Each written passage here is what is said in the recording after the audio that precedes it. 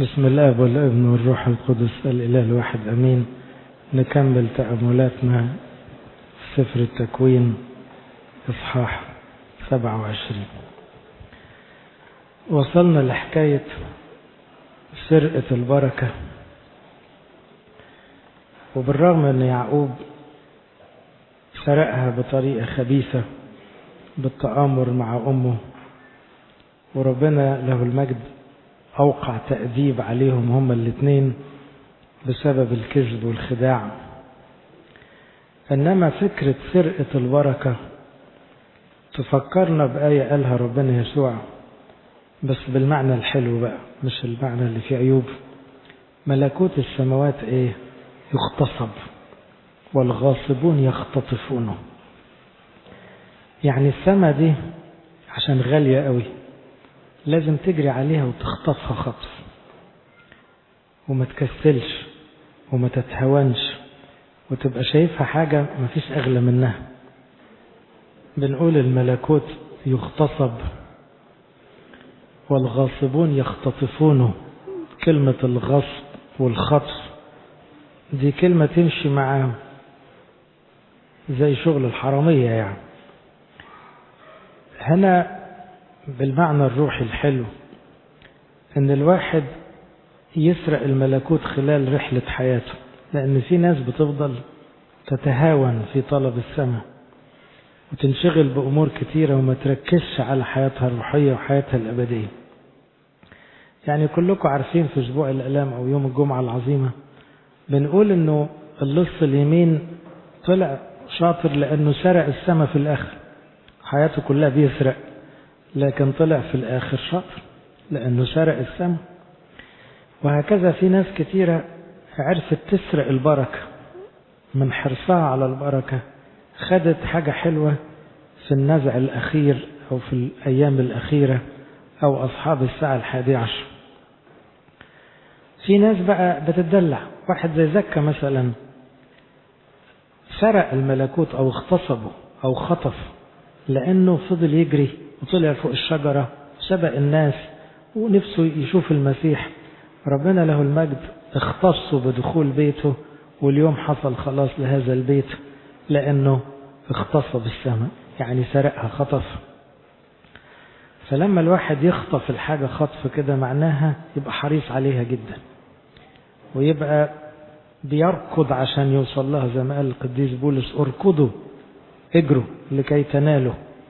فالموضوع ما يتخدش بالدلع. يعقوب لو تهاون يمكن كانت راحت منه البركة.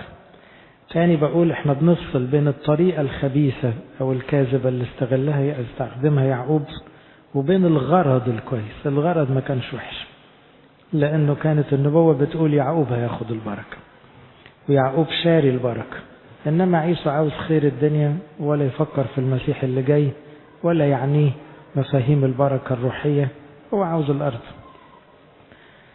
وبعدين عيسو بقى اكتشف، يقول في عدد 33: فارتعد اسحاق ارتعادا عظيما جدا وقال فمن هو الذي اصطاد صيدا وأتى به إلي فأكلت من الكل قبل أن تجيء وباركته. نعم ويكون مبارك. هنا بيكلم عيسو بعد ما يعقوب مشي. فعندما سمع عيسو كلام أبيه صرخ صرخة عظيمة ومرة جدا وقال لأبيه باركني أنا أيضا يا أبي. فقال قد جاء أخوك بمكر وأخذ بركتك. فقال ألا إن اسمه دعي يعقوب، فقد تعقبني الآن مرتين، أخذ بكوريتي وهو ذا الآن قد أخذ بركتي. ثم قال أما أبقيت لي بركة؟ فأجاب اسحاق وقال لعيسو إني قد جعلت سيدا لك ودفعت إليه جميع إخوته عبيدا وعضدت بحنطة وخمر، فماذا أصنع إليك يا ابني؟ فقال عيسو لأبي ألك بركة واحدة فقط يا أبي؟ باركني أنا أيضا يا أبي. ورفع عيسو صوته وبكى. في ناس لما تقرأ النص ده يصعب عليها عيسو. هو بيبكي ليه؟ هو بيبكي من الغيظ. بكاء التوبة معناه اعتراف بالخطية. لم يعترف عيسو أنه أهمل في حياته الروحية.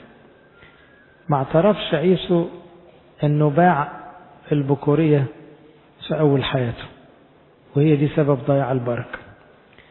وما اعترفش أنه ما كانش مرضي لأبويه بل تزوج من الوثنيات. كل ما يعنيه عاوز يوصل للأرض وفلوس العيلة، لأن البركة كانت تعني بالنسبة له هيبقى هو الوريث الأول أو الوريث الشرعي، فعاوز فلوس. فهنا البكاء ده مش بكاء توبة حقيقية. مش كل الدموع دموع مرضية أمام الله. دموع التوبة الصادقة معناها واحد معترف بخطيته، ندمان بجد، وكل اللي شغله يرضي ربنا مش يرضي طموحاته أو أطماعه. إنما هنا الدموع دي دموع غيظ، بدليل أنه خرج من عند عيسو وهو يضمر الشر. خرج وهو ناوي يقتل أخوه. طب هو في واحد تايب هيفكر يقتل أخوه؟ يبقى كده يؤكد أن الدموع دي ما كانتش نقية. مش كل انفعال يبقى انفعال نقي، إنما يا بخت اللي يعرف يدخل الدموع في الصلاة، يعني انفعالاته يحطها جوه الصلاة، يركع ويقول له يا رب أنا السبب في كل اللي حصل، أنا اللي أهملت، أنا اللي ما ساعدتش ورا البركة. صحيح أخويا خدها مني بكذب، بس أنا من الأول مهمل فيها. باركني أنا أيضا يا أبي. ورفع عيسو صوته وبكى. فأجاب إسحاق أبوه وقال له هو ذا بلا دسم الأرض يكون مسكنك. وخلاص الدسم أصبح من نصيب يعقوب، وبلا ندى السماء من فوق، يعني البركات الزيادة دي اللي جات ليعقوب مش هتبقى من نصيب عيسو. وبسيفك تعيش ولأخيك تستعبد، ولكن يكون حينما تجمح أنك تكسر نير عن عنقك. يعني ما معنى أنت هتعيش بدراعك وهتعيش بشطارتك، لكن مش هتشوف البركة اللي هيشوفوها أولاد يعقوب. برضو واحد يقول ما هو يعقوب كذاب، تاني راجع عليكم. يعقوب فيه أخطاء، لكن يعقوب كان يطلب البركة بإلحاح فاغتصبها لنفسه، خطفها. أما عيسو الثاني فأهملها وباعها، لما جه يطلبها على الآخر ما لقاهاش. احنا لا عاوزين نبقى عيسو ولا نبقى يعقوب في الموقف ده. احنا عاوزين نسعى لطلب البركة بالطريقة الصح، نطلبها باتضاع بانسحاق، من غير كذب، من غير خديعة. ثانيا احنا لا نطلب بركة دلوقتي دسم الأرض وندى السماء، احنا عاوزين السماء، لأنه اطلبوا أولا ايه؟ ملكوت الله وبره، وهذه كلها تزاد لكم. فاحنا دلوقتي ما يعنينا ملكوت السماء. فلو الناس عاوزة تاخد فلوس تاخد، عاوزة تاخد أراضي تاخد، عاوزة تاخد صحة تاخد، المركز تاخد. احنا مش هنساومهم ولا نخانقهم على الحاجات دي. ليه؟ لأن احنا عنينا في حاجة أكبر، والبركة اللي احنا مستنينها ما هياش بركة أرضية. اللي يعرف يفكر كده يعيش في الدنيا مرتاح ومش هيخسر حاجة، لأن هذه كلها تزاد لكم، وعد بالبركة حتى على الأرض. لكن الأهم عندنا السماء. حينما تجمح أنك تكسر نير عن عنقك، قد تؤخذ كتأمل، يعني أنه حتى لو في تسلط على الإنسان روحيا يحتاج الجموح. يعني افرض أنت عدو الخير محاربك بغضب أو بإدانة أو بشهوة ردية، اجمح، يعني قاوم بشدة عشان تكسر النير عن عنقك. إذن الموضوع متروك لينا برضه، أن الواحد بإرادته يقدر يصد مع الخطية، ولو عند معاها يلاقي نعمة من ربنا ويلاقي حرية. فحقد عيسو على يعقوب من أجل البركة التي باركوا بها أبوه. وقال عيسو في قلبه قربت أيام مناحة أبي فأقتل يعقوب أخي. برضو حاجات تخوف وتزعل. عيسو في دماغه عاوز يموت أخوه، بس مستني أبوه يموت. طبعا دي مشاعر رديئة، فكرنا بقايين وهابيل زمان. وهنا كمان لا يعني ان أبوه يموت، هو بس مش هيقدر يموت أخوه في حياة أبوه، قال يعني عمل له خاطر يعني. وكمان بالمرة لما أبوه يموت ويعقوب كمان يموت، يبقى عيسو هياخد كل حاجة. فإذا هنا النظرة فيها انتقام وفيها غضب وفيها شهوة وفيها طمع وفيها كل حاجة. وعشان كده بقول لكم عيسو ما تابش. لو كان تاب لا يمكن كان يرفض، ما كانش يرفض من ربنا، لكن هنا هو ما تابش توبة حقيقية. فأخبرت رفقة بكلام عيسو ابنها الأكبر. رفقة عرفت نية عيسو إنه عاوز يموت أخوه، فأرسلت ودعت يعقوب ابنها الأصغر وقالت له: هو ذا عيسو أخوك متسل من جهتك كأنه يقتلك.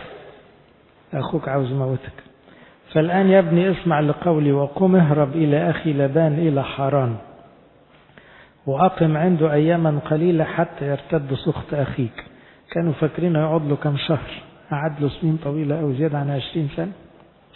إنما كل ده عمايل رفقة برضه، ما هي اللي وقعت الولدين في بعض، وهي اللي صاحبة المؤامرة، واتحرمت من الاثنين. عيسو غضبان عليها ويعقوب بعد عنها، وبالتالي كأنها خسرت الاثنين. حتى يرتد غضب أخيك عنك وينسى ما صنعت به، ثم أرسل فآخذك من هناك. لماذا أعدم اثنيكما في يوم واحد؟